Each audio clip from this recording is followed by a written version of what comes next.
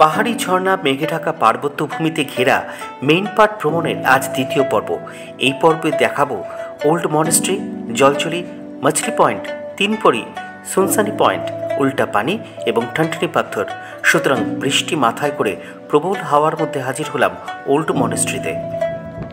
আমরা আগের পর্বে দেখিয়েছিলাম একটা মনেস্ট্রি। আবার আজকে দ্বিতীয় পর্বটা আমাদের এই ছত্তিশগড়ের মনপাতে আমরা আরেকটি ওল্ড মনেস্ট্রি দিয়ে শুরু করছি। আসুন সবাই।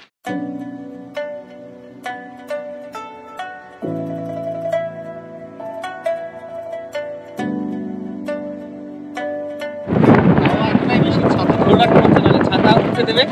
বর্ষায় যদি এখানে আসেন অবশ্যই ছাতা বা রেনকোট সঙ্গে আনবেন। এই মনেস্ট্রিটি আনুমানিক 1960 সালে নির্মিত হয়েছিল। তিব্বতী কারুকার্য, থাঙ্কা, বুদ্ধের শান্ত মূর্তি এবং অসামান্য কাঠের কারুকার্য সহ প্রাকৃতিক পরিবেশ শহরের মনকে শান্ত করার জন্য যথেষ্ট। কিছুক্ষণ থাকলেই মনে হবে কেন এত হানাহানি, কেন এত রক্তপাত, শান্ত হোক বিশ্ব। বৃষ্টি ক্রমে বেড়ে চলেছে। আমরা সমুদ্রপৃষ্ঠ থেকে আনুমানিক 3500 ফুট উচ্চতায় রয়েছি। সরু রাস্তা আর জঙ্গলকে ঘিরে ধরেছে মেঘ। মনসুন হচ্ছে মেইন পার্ট ভ্রমণের সেরা সময়। চারিদিক যেহেতু ধোঁয়াটে থাকে, তাই প্রাকৃতিক দৃশ্য লেন্সবন্দি করা খুবই মুশকিল। ভালো ভিডিওগ্রাফি ও ফটোগ্রাফি করার সেরা সময় হলো অক্টোবর থেকে মার্চ। কথা বলতে বলতে আমরা হাজির হলাম জাম্পিং ল্যান্ড জলজলিতে। আমরা এখন রয়েছি ছত্তিশগড়ের সিমলায়। সত্যি একদম সিমলার মতন অসাধারণ একটা পরিবেশ লাগছে। আর জায়গাটার নাম হচ্ছে জলজলি। এখানে এন্ট্রি টিকিট লাগে, এখানে টিকিট কেটে ঢুকতে হয়। এখানে জাম্পিং ল্যান্ড এটা আছে। 10 টাকা মূল্যে টিকিট কেটে নিলাম আমরা দুজন। দেখি ভেতরে কি আছে, আসুন।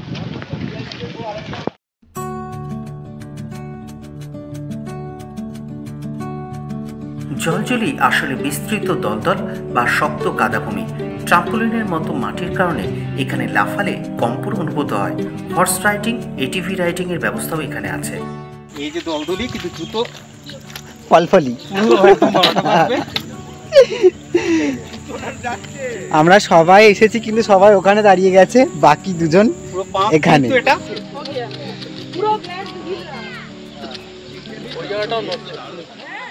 তো এখানে সবাই এই যে লাফালাফি করছে।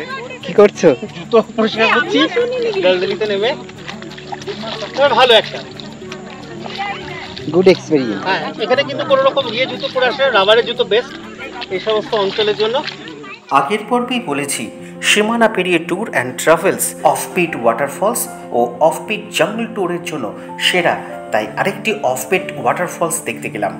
আমাদের হোটেল থেকে প্রায় 17 কিলোমিটার দূরত্বে ছত্তিশগড়ের সরগুজা জেলায় মাছলি পয়েন্ট অবস্থিত।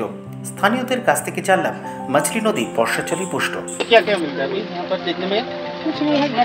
झरना है, ये नदी है ना पूरा। इस नदी का नाम क्या? मछली नदी। अच्छा अच्छा। বর্ষার জলে ভেজা সিঁড়ি পেয়ে নিচে নামলাম মূল আকর্ষণ দেখার জন্য।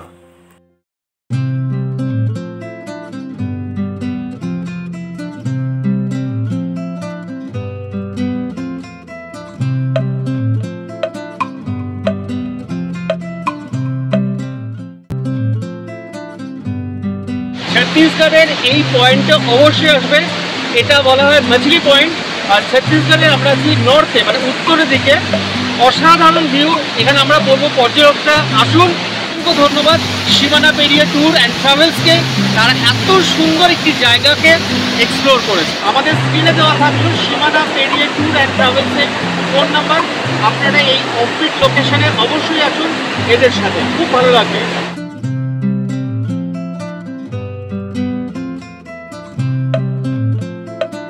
একটা মনোমুগ্ধকর পরিবেশ। এই পরিবেশে দাঁড়িয়ে বাইরের জগতের যে জটিলতা সেগুলোকে ভুলে আমরা মনটাকে আনন্দে ঝর্ণার মতো আনন্দে ভরিয়ে ফেলছি। আর চারিদিকে এই ঝর্ণার জল, এত উচ্ছ্বাস, মনটা রিফ্রেশ হচ্ছে। একদমই জায়গাটা সত্যি মনোমুগ্ধকর, প্রত্যেকের আসা উচিত, দেখা উচিত। খুবই সুন্দর জায়গা, প্রকৃতির মনোরম পরিবেশে সত্যি মন অদ্ভুতভাবে ভালো হয়। অসম্ভব সুন্দর একটা জায়গা দেখলাম, জাস্ট মারাত্মক সুন্দর, ভিউটা অসাধারণ। তো খুব সুন্দর, আপনারাও আসুন এই অফবিট জায়গাগুলোতে, আশা করছি ভালো লাগবে। তো এই হচ্ছে রাস্তাগুলো, অসাধারণ। রাস্তাটাও ভালো, খারাপ না। যেহেতু এখন বৃষ্টি হচ্ছে তার জন্য একটু জল জমে আছে, বাট ওকে, ভালো। সুন্দর। এখানে প্রচুর জাম হয়ে আছে, প্রচুর জাম গাছ আছে, এই দেখতে পাচ্ছেন প্রচুর জাম হয়ে আছে এখানে। ওইখানে খুব সুন্দর হয়েছে, ওই পাকা পাকা আছে। এখানে পারুন এটা, আমি ধরে আছি। জামগুলো মিষ্টি আছে ভালো, তাই না? আমরা এখানে চলে এসেছি জলপরিতে। এখান থেকে ট্রেকিং করে যেতে হবে 3 কিলোমিটার, তারপরে আছে জলপরি একটা ওয়াটারফলস। 3টে ফলস এখানে রয়েছে। 3টি ঝর্ণা যেন ডানা মেলে ঝাঁপিয়ে পড়ে আলিঙ্গন করছে পাথরের বুককে। মনসুনে আসলে এই অসাধারণ দৃশ্য মনের ক্যামেরায় 100% বন্দি করতে পারবেন। শুধু শুনেই আবার পোস্ত আপনাদের জন্য ভ্লগ করে না, দেখে এবং উপলব্ধি করেই আমরা আপনাদের জন্য সেরা ডেস্টিনেশন দেখাই। আর তার জন্য আমাদের সাহায্য করেছে সীমানা পেরিয়ে ট্যুর অ্যান্ড ট্রাভেলস। আপনারা কিন্তু চোখ বন্ধ করেই আসতে পারেন এই ট্রাভেলসের সঙ্গে। হাজির হলাম সুনসান পয়েন্ট আর তার পাশেই মেহতা পয়েন্টে। সুবিশাল উপত্যকা, হাওয়ার নিঃশ্বাস উঁকি দিয়ে দেখলে সবুজে ঘেরা খাদ যেন সম্মোহন করবে আপনাকে। মনে হবে টুক করে লাফ দিই। মজা করলাম, খাদের খুব কাছে যাবেন না, কারণ হাওয়ার দাপট এখানে প্রবল আর সিনিক বিউটি অসাধারণ।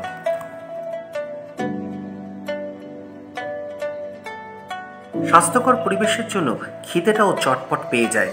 তাই সীমানা পেরিয়ে ট্যুর অ্যান্ড ট্রাভেলসের কাছে সকালেই আবদার করেছিলাম লাঞ্চ চায় দেশি মুরগি উইথ সাদা ভাত। হোটেলে ফিরে তাও হলো। সুরজিৎ, টেস্ট কেমন হয়েছে? ভালো, দেশি মুরগি হয়েছে, ভালো হয়েছে। খাওয়া দাওয়ার পর্ব সাঙ্গ হতেই বাঁকড়াও করলাম আমাদের 2 প্রিয় প্রবীণ সহযাত্রীকে। খুব ভালো লেগেছে, আমি এই প্রথমবার এসেছি ওদের সাথে, কিন্তু খুব ভালো লেগেছে। এবং প্রকৃতিও ভীষণ সুন্দর। আর সবচেয়ে ভালো লাগছে বলবো, সত্যি কথাটা, রান্নাঘরে ঢুকতে হচ্ছে না।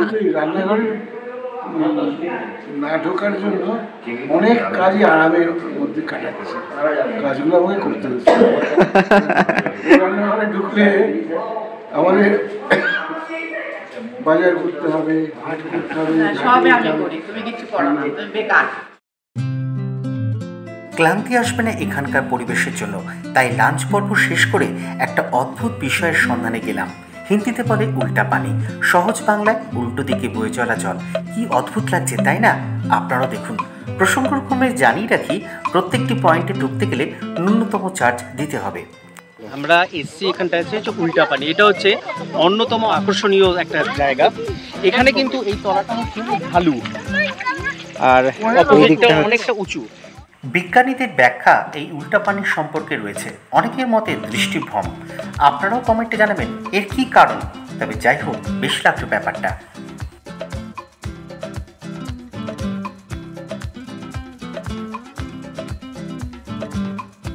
স্থানীয় আদিবাসীদের কাছ থেকে বুনো জাম কিনে আমরা রওনা দিলাম একটি বিস্ময়কর পাথর দেখার উদ্দেশ্যে। সময় লাগলো 50 মিনিট। আমরা এখন এসছি ঠনঠনি পাথর এই এলাকায়, এবং এটার একটা বৈশিষ্ট্য হচ্ছে পাথরগুলোর থেকে নাকি বিভিন্ন ধরনের সাউন্ড বেরোয়। তো আমরা সেটাই এখন দেখব। অম্বিকাপুরের ছোট্ট গ্রামের পাশেই এই পাথরটির ওজন প্রায় 200 কুইন্টাল। প্রচুর মানুষ পাথরটিকে ঠোকাঠুকি করছে আর তার থেকে বের হচ্ছে মেটালিক শব্দ। অদ্ভুত না? এই জায়গাটা, এই যে সাইডগুলো। পুরাণ অনুসারে 14 বছর বনবাসকালে শ্রীরাম এই পাথরের কাছে এসেছিলেন। আর বিজ্ঞান বলে নিওলিথিক যুগের সময়কার এই পাথর উল্কাপাত থেকে হয়েছে এই মেটালিক পাথরটি। আপনাদের কি মত কমেন্টে জানান। এবার আমাদের হোটেলে ফেরার পালা। আমাদের জার্নি কিন্তু এখনো শেষ হয়নি, রয়েছে আরও অনেক কিছু দেখার। এই পর্বটি কেমন লাগলো কমেন্টে অবশ্যই জানাবেন। আপনাদের একটা লাইক ও শেয়ার আমাদের অনুপ্রাণিত করবে। আর হ্যাঁ, তৃতীয় পর্ব দেখার জন্য যারা এখনও আভারগ্রস্ত ফলো ও সাবস্ক্রাইব করেনি তারা করে নেবেন। আর সঙ্গে থাকুক সীমানা পেরিয়ে ট্যুর অ্যান্ড ট্রাভেলস। আভারগ্রস্ত, নিজেকে খুঁজে নাও, ফাইন্ড ইয়োর সেলফ।